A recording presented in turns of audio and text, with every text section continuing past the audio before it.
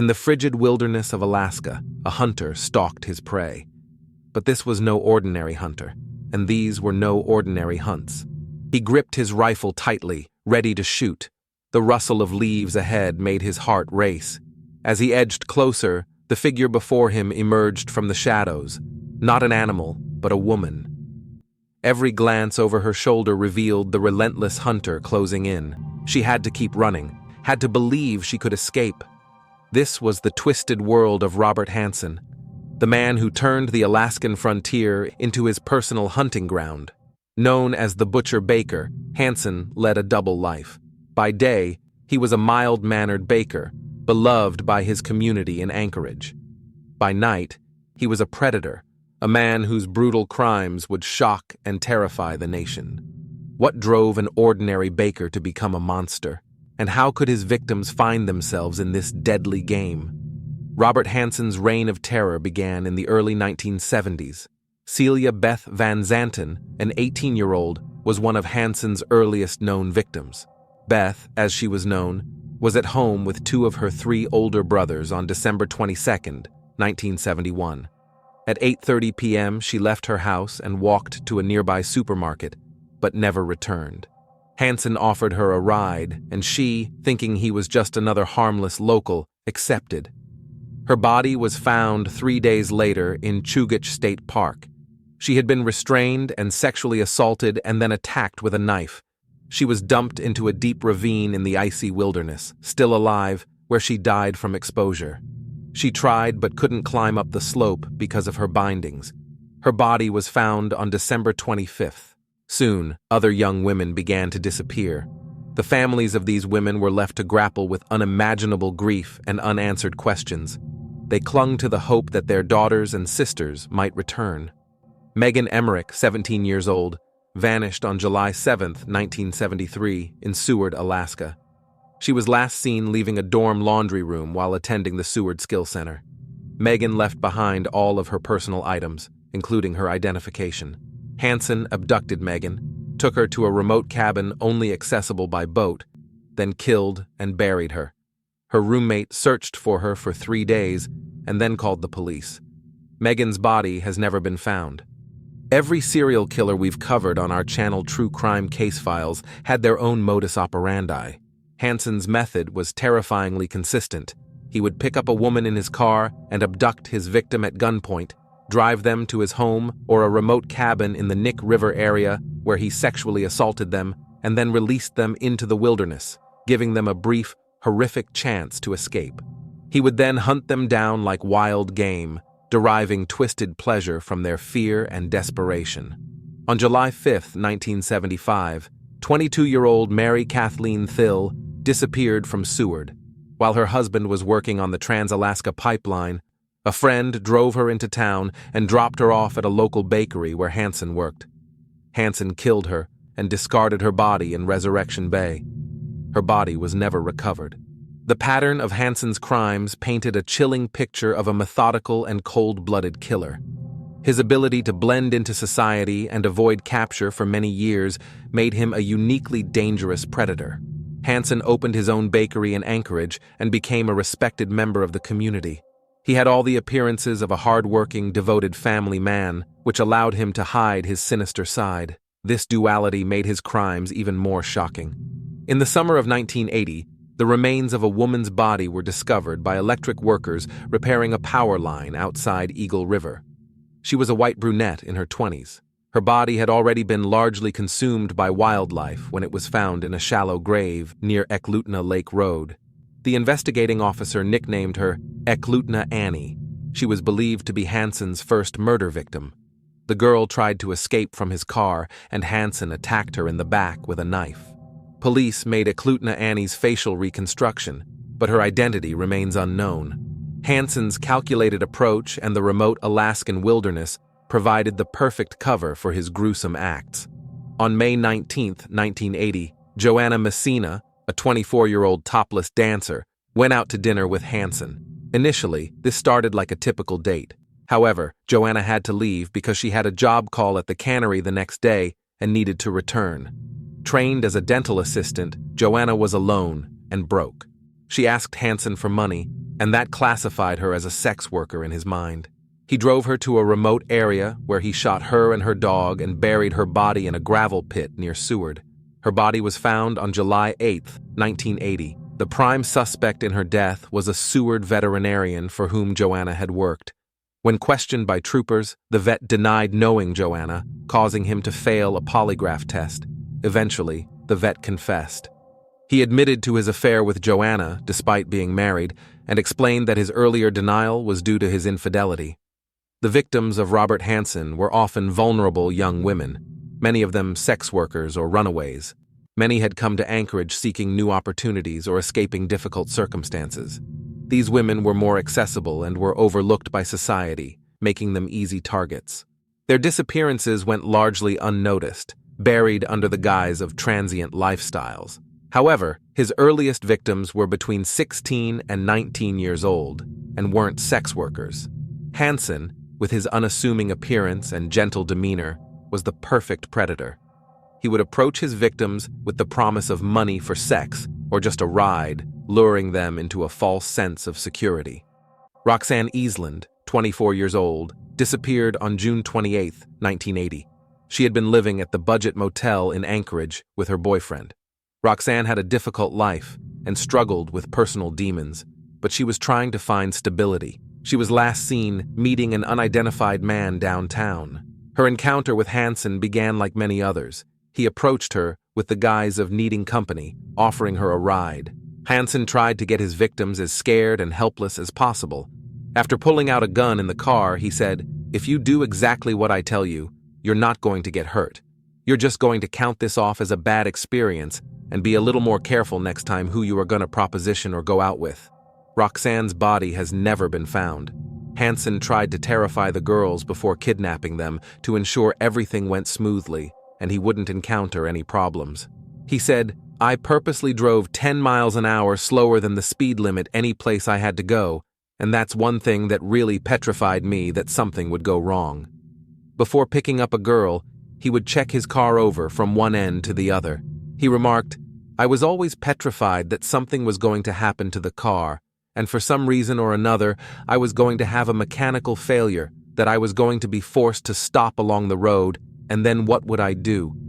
I'd do everything I could think of so I didn't have a problem." Lisa Futrell, 41 years old, met Hansen at a nightclub and was kidnapped on September 6, 1980. Lisa was a mother. She had been working hard to support her children and was on the verge of turning her life around. When she failed to return home, her 2 younger housemates reported her missing. Lisa's loved ones were left in a state of anguish, not knowing her fate. Her body was found on May 9, 1984, buried next to a gravel pit south of the former Nick Arm Bridge. Hansen would gain the trust of his victims, often appearing as a harmless, even caring individual. Once he had them in his grasp, he would drive them to a secluded area, using the vast Alaskan wilderness to his advantage. These women, isolated and terrified, faced a horrifying fate. Yet, Hansen's outward persona never raised suspicion among those who knew him. He lived with his wife and children, who were unaware of his true nature. His wife Darla was a quiet, devout Christian who dedicated herself to her family and teaching. She was known in the community for her kindness and patience. Sherry Morrow, a 23-year-old topless dancer, told friends she was meeting a photographer for a paid shoot on November 17, 1981. The promise of $300 led her into Hansen's trap. She was never seen again. Her boyfriend reported her missing after Sherry didn't show up for her doctor's appointment. Her remains were discovered on September 12, 1982, near the Nick River by 2 off-duty police officers. They saw a boot sticking out of the sand while hunting in the area and decided to have a closer look. Sherry had been shot 3 times in the back with a rifle. Her body was found fully clothed in a shallow grave on the banks of the Nick River, but there were no bullet holes in her clothing, indicating she had been redressed after death. She was identified 2 weeks later through her dental records. As Hansen's list of victims grew, so did the community's unease. Women were disappearing at an alarming rate, yet the connection between these cases remained elusive. The missing persons reports filed by their families often fell on deaf ears, especially when the victims were part of marginalized groups. This neglect only emboldened Hansen, who believed he was untouchable. The police didn't want to scare off the killer, so when speaking to the Anchorage Daily News, Detective Maxine Farrell said, "We don't believe we have a mass murderer out there, some psycho knocking off girls." Andrea Altieri, a 24-year-old exotic dancer, vanished on December 2, 1981. She was last seen boarding a taxi to meet a man for a photo shoot. Hansen abducted her, threatening her with a gun, restrained her by blindfolding and handcuffing, and took her to a remote area where he sexually assaulted her. After Andrea fought back, he killed her. He then stole her custom-made gold necklace, tied a bag of gravel to the body, and threw her off the bridge into the Nick River. Her body has never been found. On May 26, 1982, Sue Luna, a 23-year-old exotic dancer, met Hansen in a diner parking lot, agreeing to a photo shoot for $300. Sue had moved to Anchorage seeking better opportunities. She was a free spirit with dreams of adventure. Hansen took her to the Nick River, where he took her clothes away and hunted her down like an animal before killing her. Her sister had arranged to spend the weekend with her and came to her apartment to pick her up. However, Sue's roommate informed her that she wasn't there. Sue's sister then reported her missing. Her remains were found on April 24, 1984. The circumstances of her disappearance were similar to those of other dancers who had gone missing and were recently found dead. Delynn Frey, 22 years old, was last seen in March 1983, but was not reported missing immediately. She was a former resident of Anchorage. Hansen abducted and killed her, burying her body on a Nick River sandbar.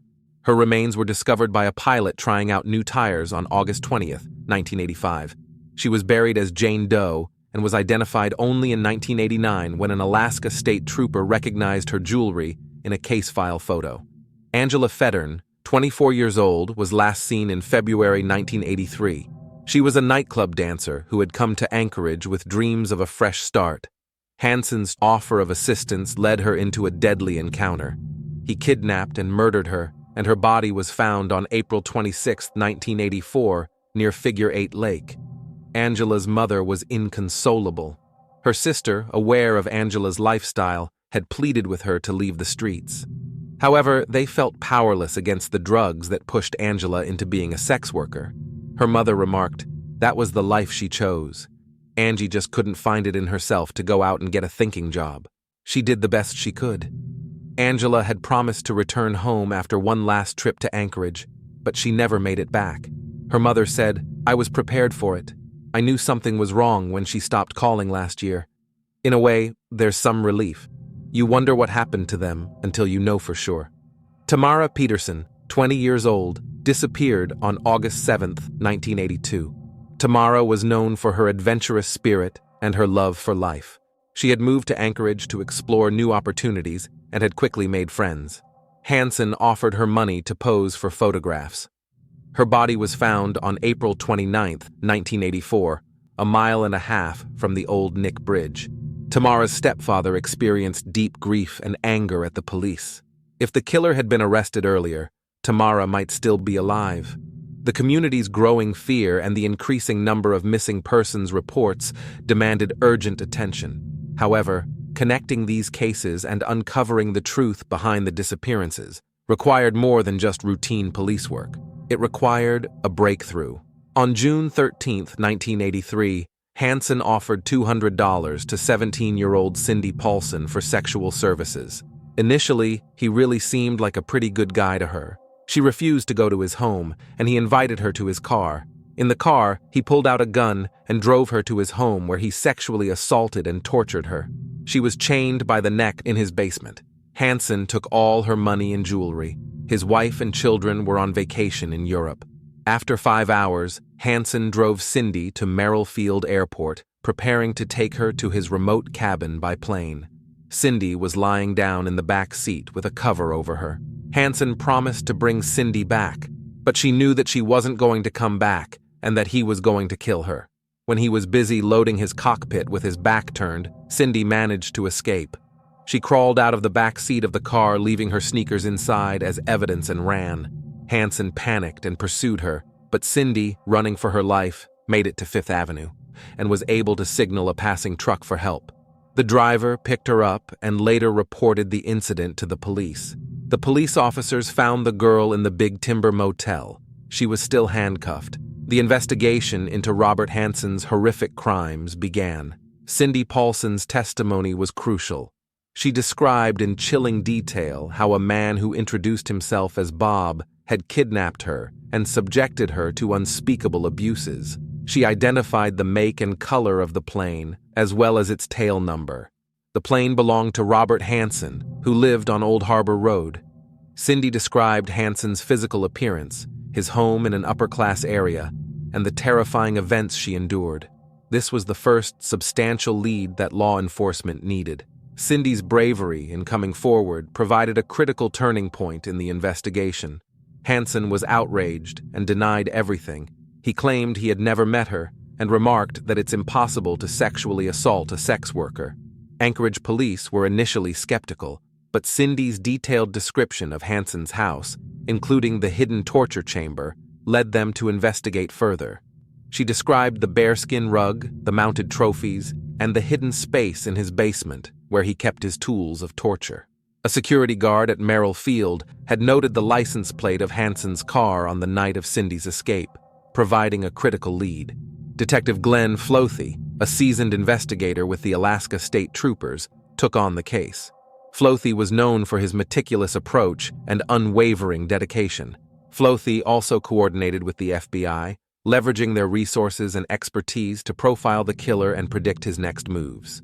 Special Agent John Douglas thought the killer was an experienced hunter with low self-esteem, might stutter, had a history of being rejected by women, and felt compelled to keep souvenirs of his murders, such as their jewelry. His wife was probably religious and not totally aware of her husband's activities. He was likely known as a good provider and a hard-working, successful businessman. The FBI agent also said, "He probably stashes things like maybe rings or jewelry or driver's licenses or clothing. He likes to keep it close to him so he can view it in private. He takes it out and relives the killings. It's a movie in his brain, and he's turned on by the objects he's taken from the scene. The killings are all he thinks about 24 hours a day. Everything else is just emotion to him. His work, his normal routine, are just emotion. Everything is wrapped up with murder. His whole life, his whole thinking. He probably plans the kills far in advance." Despite Cindy's detailed testimony, law enforcement faced significant challenges. Hansen was a respected community member, a successful baker, and a record-holding hunter, and Hansen's friends provided him with a false alibi for the night of the attack. 3 months after Cindy's assault, one of Hansen's last known victims, Paula Gaulding, a 30-year-old dancer, disappeared in April 1983. Paula, like many others, had come to Anchorage seeking new opportunities. She was described by friends as a beautiful woman, vibrant and full of life. At the time, she was desperate and wanted to leave the dance business behind. Her journey crossed paths with Hansen when he offered her money that seemed too good to pass up. Tragically, this encounter led her into the darkness from which she would never return. Hansen took her to a remote place in his aircraft, restraining her and threatening her with a gun. She fought back and tried to escape. So he shot her and buried her near the Nick River. She had been murdered in exactly the same way as Sherry Morrow. Her clothes were intact, suggesting Hansen likely clothed Paula before burying her. Hansen's reign of terror claimed the lives of at least 17 women, though many believe the true number could be higher. He also sexually assaulted over 30 women in Alaska. Eventually, Hansen's friends, when threatened with charges, confessed that they had lied to provide him with an alibi. They also told the police about Hansen's insurance fraud. He had reported a burglary that had never happened to receive $13,000, and the items he claimed were stolen were hidden in his basement. Hansen, aware that the net was closing in, attempted to maintain his facade of normalcy. He continued his routine at the bakery, interacted with neighbors, and participated in community events. This brazen attempt to appear innocent underscored his confidence in his ability to outsmart the law. His outwardly benign persona made it difficult for many to believe he was capable of such atrocities. However, Floethy and his team were undeterred. On October 27, 1983, police executed a search warrant on Hansen's property. Inside, they found a hidden compartment with an astonishing array of evidence: IDs, jewelry, and personal items belonging to missing women. They also found Andrea Altieri's gold necklace in the shape of a salmon with a diamond setting for the eye. Hansen's wife and children were home, and they were traumatized by the discovery. The search also uncovered an aviation map marked with numerous X's. The breakthrough in the investigation came with the realization that the marks corresponded to areas where bodies had been found. Flothi and his team now had the evidence they needed to link Hansen to multiple disappearances and murders. Robert Hansen was arrested. He initially denied any involvement. His wife Darla was shocked and devastated by the revelations about her husband. She described Hansen as a quiet, unassuming man who loved his family. She had no inkling of his double life and the horrors he inflicted on his victims. Neighbors and acquaintances who had known Hansen as a friendly baker struggled to process the dichotomy of his existence. People questioned how someone like Hansen could live among them for so long without arousing suspicion. As shocking as the capture of Robert Hansen was, the full story of his twisted path to becoming the butcher baker is even more disturbing. How did he manage to hide his dark desires for so many years? What personal demons fueled his monstrous behavior? From his troubled childhood to his methodical planning, every detail reveals a piece of the puzzle. Born on February 15, 1939 in Esterville, Iowa, Robert Hansen's early years were marked by intense hardship and psychological trauma. The eldest of two children to an American mother and a Danish father, Hansen's life was a series of relentless struggles. He was naturally left-handed, but his parents forced him to use his right hand. From a young age, he worked long hours in his father's bakery, starting his day as early as 2 a.m. before heading to school. This grueling routine led to a sharp decline in his academic performance and social life. His relationship with his father was strained. This played a significant role in shaping Robert's sense of inadequacy and anger. Hansen's mother, Edna, was a reserved woman who maintained traditional domestic roles, offering limited emotional support. Hansen's adolescence was plagued by severe acne that left his face permanently scarred. This, combined with a stutter and his naturally shy disposition, made him a target for bullying, particularly from girls. This relentless torment instilled in him a deep-seated hatred for women. Dr. Langdon, a psychiatrist who evaluated Hansen in 1972, noted that Hansen fantasized about harming girls as a form of revenge for the rejection and humiliation he experienced during his teenage years.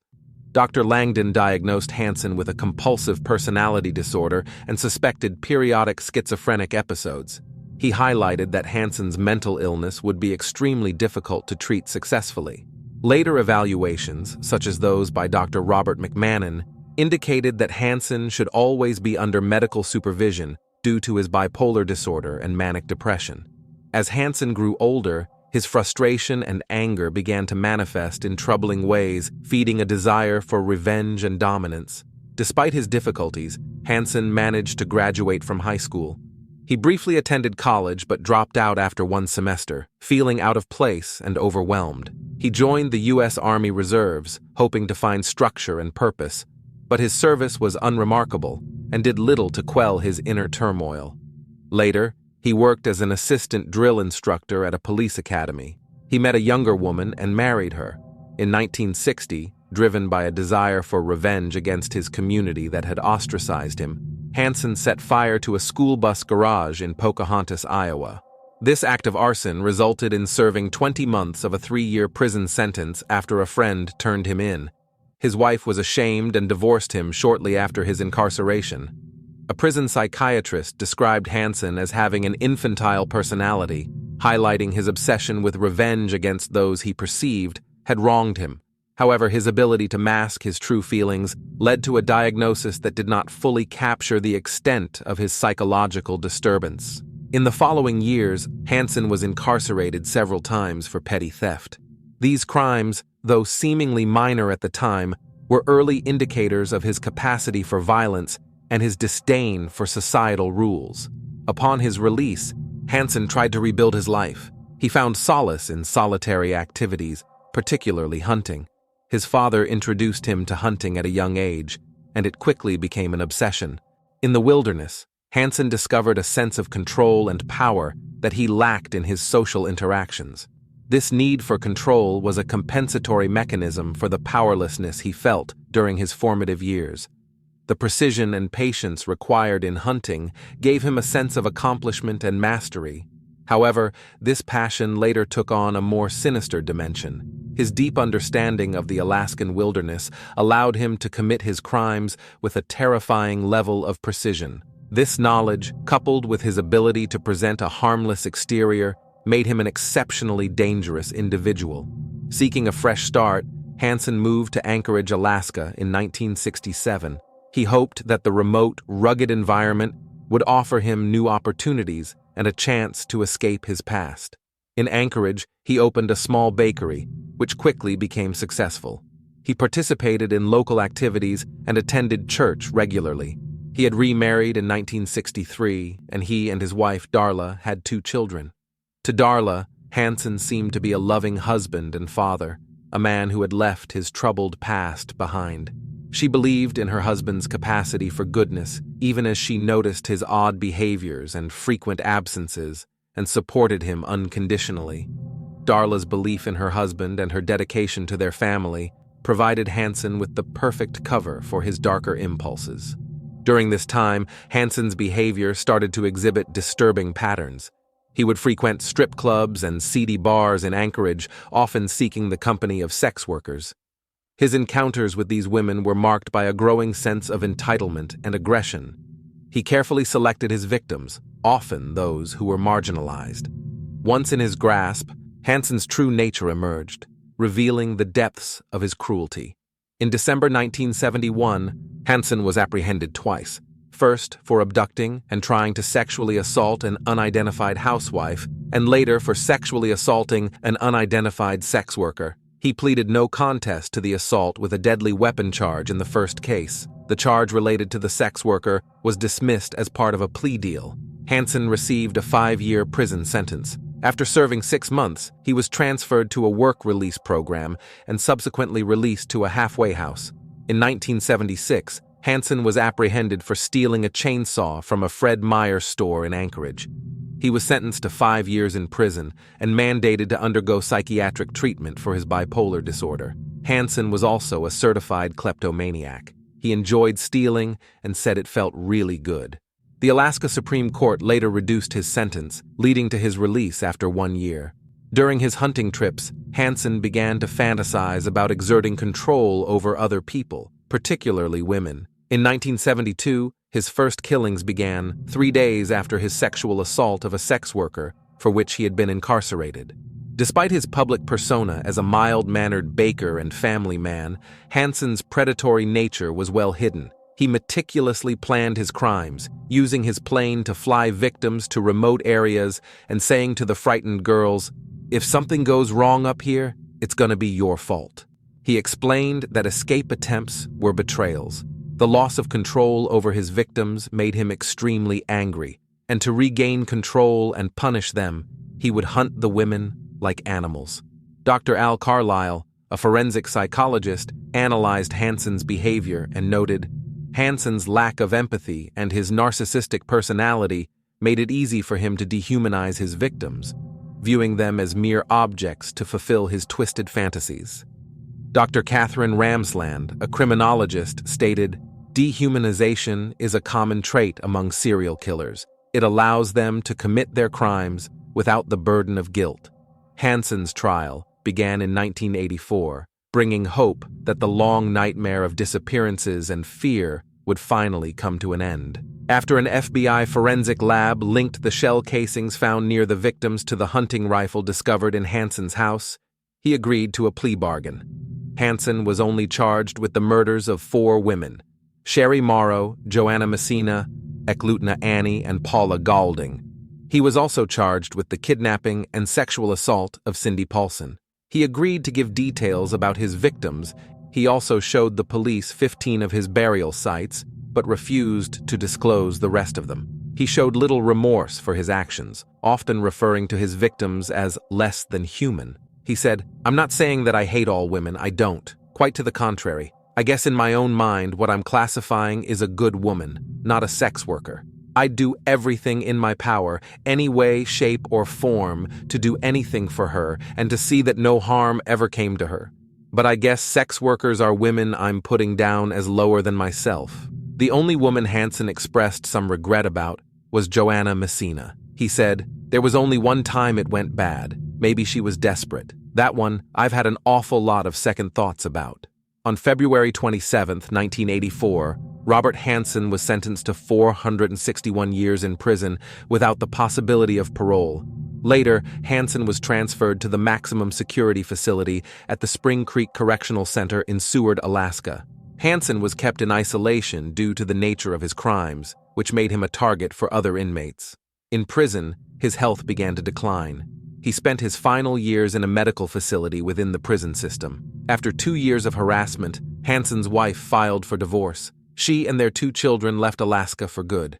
A year before Hansen's death, the film Frozen Ground was released, with Nicolas Cage starring as an Alaska State Trooper and John Cusack playing Hansen. Cindy Paulson got married and had 3 children. She worked with the filmmakers to tell her true story. Robert Hansen died on August 21, 2014 at the age of 75 due to undisclosed natural causes. He had a "do not resuscitate" directive in his medical records. His death marked the end of one of the darkest chapters in Alaskan history.